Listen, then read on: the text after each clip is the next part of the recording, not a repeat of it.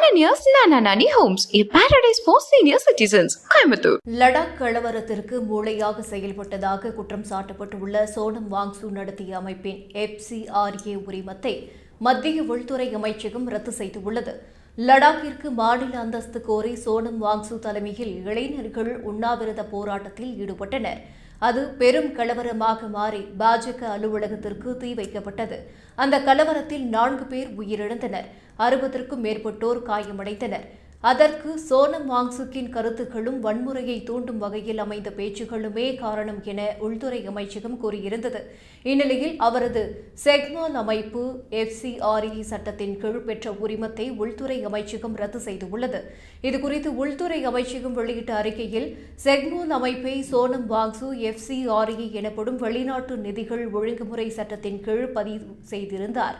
2021-22 நிதியாண்டில் சோனம் வாங்சு செக்மோன் அமைப்பின் வெளிநாட்டு நிதி பங்களிப்பு கணக்கில் 3.5 லட்சம் ரூபாயை டெபாசிட் செய்துள்ளார்.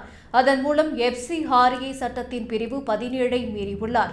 அந்த பணத்தில் 3.35 லட்சம் ரூபாயில் பழைய பேருந்தை வாங்கியதாக செக்மோன் அமைப்பு விளக்கம் கொடுத்துள்ளது. ஆனால் அது FCRA பரிவர்த்தனையில் இல்லை. மேலும் 2020-21 நிதியாண்டில் 3 பேரிடமிருந்து 54,600 ரூபாய் பெறப்பட்டு செக்மோல் அமைப்பின் வெளிநாட்டு நிதி பங்களிப்பு கணக்கில் டெபாசிட் செய்யப்பட்டுள்ளது. அது தவறுதலாக நடந்தது என்று செக்மோல் கூறிய விளக்கம் ஏற்றுக்கொள்ளும் வகையில் இல்லை. இதுவும் FCRA சட்டத்தின் 17வது பிரிவுக்கு முரணாக இருக்கிறது.